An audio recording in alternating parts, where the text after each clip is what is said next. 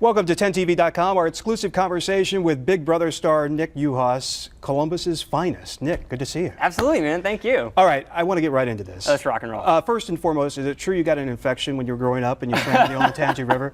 Let's just put that out of the way right away. Is that story true? Okay, yes. The bane to my own storytelling. This is true. I was invited to come out to learn how to water ski, and so I went out on the Olentangy. And the next thing I know, when I get home, I'm like, wow, my ear, I have such a headache. What's going on? Oh my gosh. And then, oh my eye, it's so red. And then before I knew it, I mean, I was doing the eye drops and, you know, taking pills and what. Yeah, it's true. And what lesson did we learn? That it's probably not good. Probably not. To dip yourself into the Olentangy for more than, I'd say, 60 minutes. Right. All right. So now the nation knows, which is good. Now the nation knows. Oh my God. All right. Let's talk game. Okay. I mean, I love this show. I've been such a big fan, and it was fun watching you because you're from here, and it was easy to kind of try to ponder your game when you got in there. First and foremost, I hate this MVP. I'm just going to say it right here. I don't think it should be called MVP. I think it should be called name ID. Because how can you have an MVP the first week before America even knows who's a gamer and who's not? Right, absolutely. What do you think? Well, the MVP completely changes the dynamic of the game. And as a huge Big Brother fan, all of my studying, all of my gameplay, I mean, I've been thinking about this kind of stuff for years. So it's like going into the house, I knew exactly what I wanted to do. The issue really is I didn't have enough time to, one, build the trust amongst my alliance while still battling, adjusting to the MVP. When you think about it, the HOH can't win every week, right? I mean, those are the rules of the game. HOH has to alternate, but the MVP does not have to alternate. And so really, what you're doing is you're opening the spectrum for people to go up on the block. So the conclusion of that is really strong players are now going to get backdoored to be on the block. By the way, there's now another spot for good players to get on the block. And you know what else it did? If you had known going in that something like that was going to happen, between Buckeye Nation and Delts and between the coalition you would have had, you would have been revved up on social media to stack those votes. Absolutely. And that's what killed me at the very beginning when they made that announcement. I was like, wow, you've got this whole base of potential votes, and you can't get them mobilized, at least until week 3. And when you get voted out in week 2, right, it's too late. I know. I mean, born and raised in Ohio, 18 years, went all through public school the whole way through. I loved my time at Ohio State. I mean, born and bred, Ohio will always be home. Doesn't matter where I live. My allegiance, my real MC is always Ohio. All right, so Alyssa is the sister of Rachel. And you get inside that house and you look at her and immediately you're like, why is her twin playing this game? Does she throw a big question mark? Because there were rumors that you were Dan Giesling's cousin. Yes. There were rumors that Aaron might be related to Evil Dick. I mean, so does that create another layer of paranoia? There was paranoia ran rampant in this house, especially because of the MVP. The MVP essentially lets everybody know nobody is safe. Because it's completely anonymous. You don't know who the MVP is going to be, and so scheming, gaming, paranoia, it was just heightened beyond every other Big Brother season that I've ever seen up to date. And so yeah, I mean, when you think, hey, this person might be someone's sister. Well, that sister has done The Amazing Race. She's been in Big Brother twice. There's a very good chance that she might get MVP. All right, so your strategy seems sound to me. You find 4 other guys. You have an alliance, a concrete foundation of 5 in a game of 16. Absolutely. All we have to do is chill. We can relax. Don't get caught up in the paranoia. And by the way, we can get David out, who's the remaining threat, right? So it all seemed to work well, at least for the first 7 days.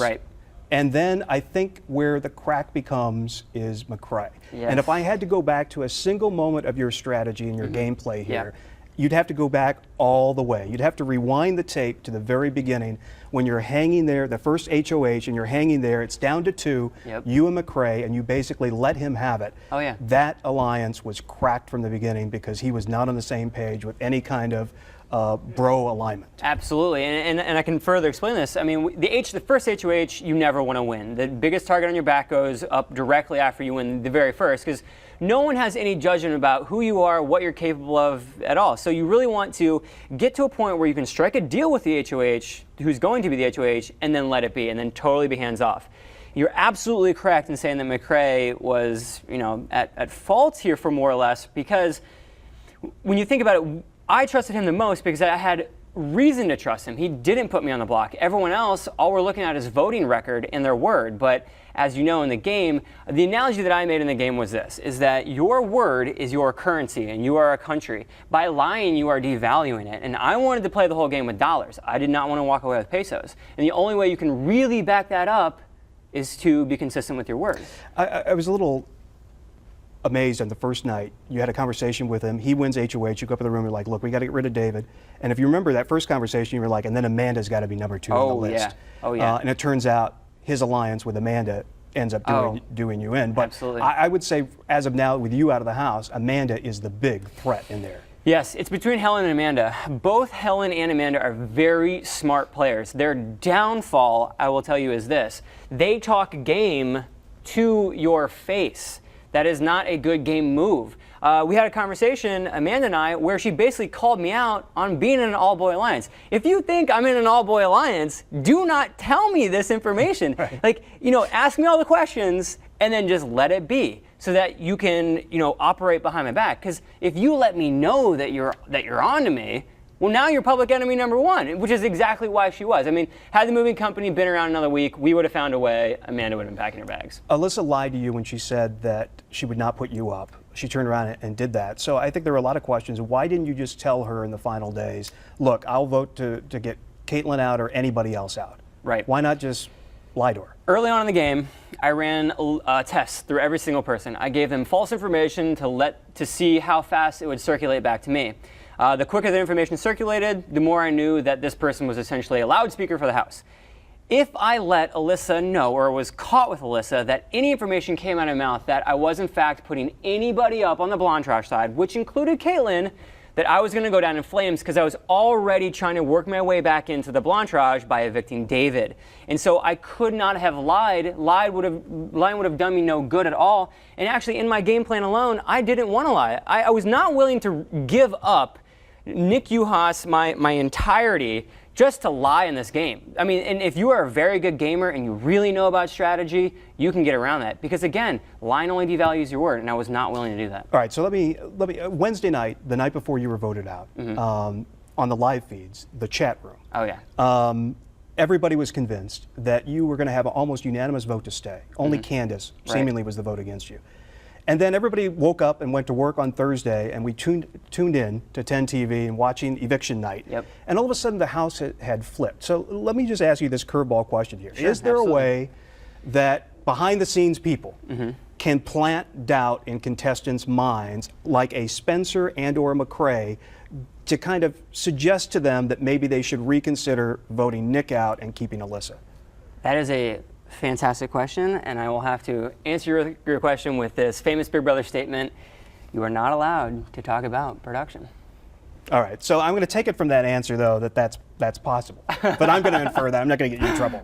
Because something happened, obviously, that Thursday, and you had to sense that in the final hours before the vote. Yeah, I mean, there was something completely off. I mean, when I went to bed the night before, I felt absolutely confident. Even the loudspeakers of the house, the people I was just referring to, essentially reassured me, and if that's the fake public information, I knew that even in the fake game, the non-MC game, the faux game, that I was still good to go. So even the people that we were, eventually going to vote out, they were still going to vote to keep me in.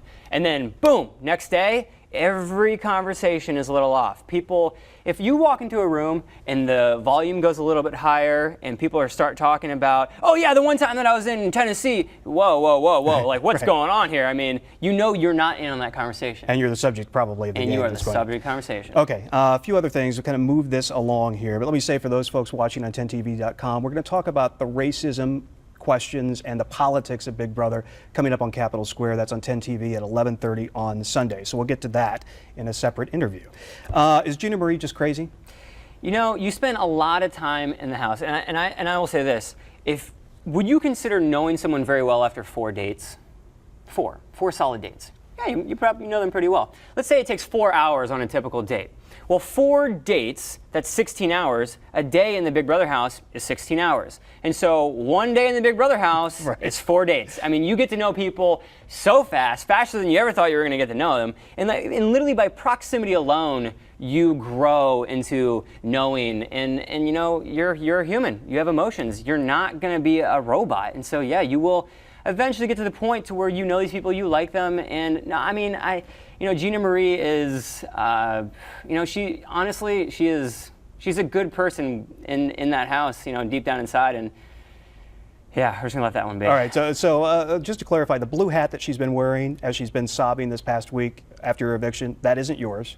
This is true. So. All right, so and let me just, so the hat is not yours. Correct. The shorts she's been sobbing into, those are not yours. Those are not mine. The only thing left is the chapstick. Chapstick, hat, and sunglasses. Well, no, the hat. The hat's actually not mine. The hat was a gift from McCrae. Right. He's trying to get that back now. Yeah. All right, Anthony from Cleveland tweeted me this question. Can you figure out who America roots for and against when you're in the game? When you're in the game, you have absolutely no idea. You are 110% cut off. And in fact, there's no repercussions. And I think that's what allows people to just melt away. I mean, you're in the house, and for example, let's say you're on your phone. You're on Facebook, or you send out a tweet. Well, you get some feedback pretty quickly. But when you're in the house, there's cameras everywhere, and whatever you say and do, radio silence. And so it's like you have absolutely no idea. Can you, if you have a headache, can you go to DR and get an aspirin? Oh yeah, I mean there's things provided for you. Clothes? I mean, what are the parameters of what you can request? You can request almost anything. Doesn't mean that you're going to get it. A lot of whatever you come in there with is essentially what you're going to be playing the game with. I had another question from Twitter here. Find that in a second. Floaters in the game. Andy, Judd, Jess. They're likely to go far in this season. Oh yeah. For the season touted as the no floater season, this is going to turn out to be, my prediction as such, a very low alliance heavy floater season, because you can't really build allegiance with that many people when you know that the BB MVP could be one of them, and you tell them everything, you tell them all your secrets, you're powerful, well, you're the next to go. That's crazy. All right, so Dan Giesling made the comment that he thought that you had formed the moving company too quickly. But I guess you would probably respond to that MVP forced your hand. Absolutely. Would you have not played that quickly, that fast, without MVP? 100%. I mean, there was no reason to make the moving company that quickly, other than we knew that we needed Alliance ASAP, because the BB MVP could be any one of these people out here in the spectrum, and that if we were building our base sooner, faster, quicker, stronger, we were going to be good moving forward. And in a normal Big Brother game, I would have taken much more of a back seat to really feel out people and their decisions moving forward. How many times did you try out for the show? One season. This is it. You know, a lot of those people that make that house have tried out again. Giesling himself tried out numerous times before he got in. One of the greats of Big Brother. Yeah, I mean, historically one of the greats. So you're sitting in the backyard of that house and you're watching planes fly over. Is there any sense of anything else that's happening when you're in Los Angeles? Absolutely. In fact, there's no sense. The walls are high enough. You really have no idea. I will admit, though, that there was one point in time that I had I'd say about a 3-second freakout session, and I thought, wait a minute, I actually cannot leave. Like, I can't just go to the door and say, hey, I'll be back. I'm going to go to 7-Eleven. I'll be right back. No, I'm going to grab some Kashi cereal. No, that doesn't happen. I mean, you are in the house. But then once you sort of think about it, I'm going to, bring myself together. This is a challenge. I'm here for the challenge. I'm going to mentally focus. Let's do this. Game on. All right, so you picked Howard. You think Howard's going to go all the way? I do. I really think Howard is going to go far, because people are underestimating the power of loyalty. And the power of loyalty will take you so far in this game, because when you're in a super pinch and you don't have time to campaign and you need that really strong suit in your corner, Howard's going to have it. He's going to generate it. CBS been in contact with you? I mean, is there a chance you can get back in that house? I really honestly don't know. To my understanding, as soon as you leave and you go out into the public sphere, you don't know. Survivor, Amazing Race, also CBS shows. Oh, yes, they are. And I will say that I will be the first person, as soon as that application process opens, there'll be a video and bink, I'll be pressing it. It's a great game, isn't it? Oh, it is. It's fantastic. It is the mental endurance challenge of a lifetime, and I absolutely loved it. Nick, good to see you. Absolutely. Thanks, Thank my you. brother. Big Brother airs Sunday, Wednesday, and Thursday night right here on 10 TV. Again, we'll have more topics about the politics of the House, along with some of the racism issues on Capitol Square at 11:30 Sunday morning on 10 TV. And as always, you can find us on 10tv.com. Thanks, Nick.